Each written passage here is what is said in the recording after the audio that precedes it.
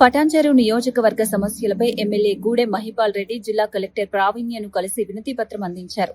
సంగారెడ్డిలో కలెక్టర్ను కలిసిన ఎమ్మెల్యే ముఖ్యంగా పరిశ్రమల కాలుష్యం వల్ల స్థానిక గ్రామాలు ఎదుర్కొంటున్న ఇబ్బందులను వివరించారు. ఈ సందర్భంగా మీడియాతో మాట్లాడిన ఆయన పరిశ్రమలు ఇచ్చే సీఎస్ఆర్ నిధులను పటాన్చెరు నియోజకవర్గానికి కేటాయించాలని అన్నారు.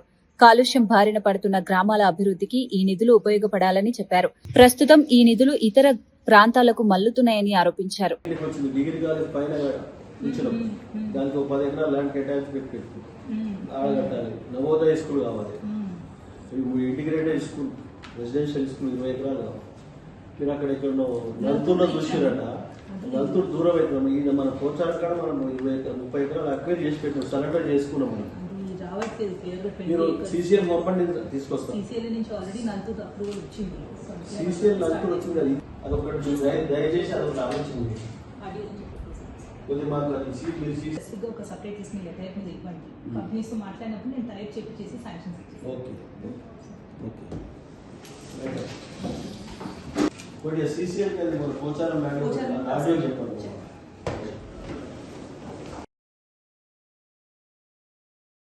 నమస్కారం. ఈరోజు సంగారెడ్డి కలెక్టర్ గారిని పటాన్చెరు కొన్ని సమస్యల మీద కలవడం జరిగింది. వారు సానుకూలంగా స్పందించి తప్పకుండా నియోజకవర్గానికి న్యాయం చేస్తామన్నందుకు వారికి కలెక్టర్ గారికి ప్రత్యేకంగా ధన్యవాదాలు తెలియజేస్తాను. పటాన్చెరు ఇండస్ట్రీ పరిశ్రమలు పడి 45 సంవత్సరాలు దాటి 50 సంవత్సరాలు దగ్గర వస్తూ ఉన్నాయి. ICRISAT, BHEL, pharma company, bulk drugs companies, hardware companies, చాలా 2500 కంపెనీలు పటాన్చెరు నియోజకవర్గంలో ఉన్నాయి. దాని నుంచి మనకు మంచి అగ్రికల్చర్ నడుస్తున్న సమయంలో అప్పుడున్న ప్రభుత్వాలు ఇండస్ట్రీ తీసుకురావడం జరిగింది. మంచి కొలువులు వస్తాయి, మంచి ఆరోగ్యంగా ఉంటాము, మేమంతా బాగుపడతామనే ఆలోచనతో చాలా సంతోషంగా వ్యక్తం చేసినాం. అనుకున్నప్పుడు చిన్నగా ఉన్నప్పుడు మా తల్లిదండ్రులు గిట్ట అదే అనుకున్నారు, తాతలు గిట్ట అదే అనుకున్నారు. కానీ పరిశ్రమలు వచ్చిన 10 సంవత్సరాల తర్వాత మాకు దాని విషయం ఏందో తెలిసింది. ఆ ప్రాంతం అంతా విషగుండంగా మారిపోయింది. వాటర్ పొల్యూషన్ కానీ, ఎయిర్ పొల్యూషన్ కానీ, డస్ట్ పొల్యూషన్ కానీ, గ్రౌండ్ పొల్యూషన్ కానీ, రకరకాల పొల్యూషన్తో ఆ ప్రాంతం అంతా విషగుండంగా మారి నక్కవాగు, కాజిపల్లి జిల్లాల వాగు, ఇంగ్లీష్ పత్రికలు, డక్కన్ క్రానికల్ అటువంటి పెద్ద పెద్ద పత్రికలు గిట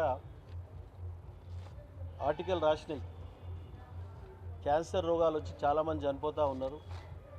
మహిళలు రొమ్ము క్యాన్సర్ కానీ, గొంతు క్యాన్సర్ కానీ, లివర్ క్యాన్సర్ కానీ, ఇటువంటి రకరకాల డాక్టర్ గుర్తుపట్టని రోగాలు వచ్చి చనిపోతూ ఉన్నారు అనే ఆలోచనతో దానికి రిపోర్ట్ గిట్ ఇవ్వడం జరిగింది. Central government BHEL undertaking companies గిట్ట సిఎస్ఆర్ 2% ఖర్చు పెడతారు. ఈ మధ్యన తెలంగాణ వచ్చిన తర్వాత ఈ మధ్యన 2 సంవత్సరాల కాలం నుంచి 2.5 సంవత్సరాల కాలం నుంచి సిఎస్ఆర్ ఫండ్ అనేది పటాన్చెరు దాటిపోతూ ఉన్నది. కాంగ్రెస్ గవర్నమెంట్ వచ్చిన తర్వాత ఎందుకు చెప్తున్నానంటే, ఇక్కడ మేము కాలుష్యమేమో మాకు, రోగాలు మాకు, అభివృద్ధి ఏమో మిగతా కాన్స్టిట్యున్సీలో. అది కాదు. ఈ తెలంగాణ వచ్చి రావడానికి కారణం ఏంది? మన నీళ్లు, మన సొంత ఇండ్లు, భవనాల వంటి బీటలు వారి పర్రెలు వాసి పలిపోతూ ఉన్నాయి. నష్టపోతుంది అక్కడ. కాబట్టి దానికిట మీరు దయచేసి ప్రభుత్వానికి కళ్ళు తెరిచే విధంగా, ప్రభుత్వం చర్యలు తీసుకునే విధంగా పత్రికా సోదరులు సహకరిస్తారని మనవి చేసుకుంటూ మీ అందరికీ ధన్యవాదాలు.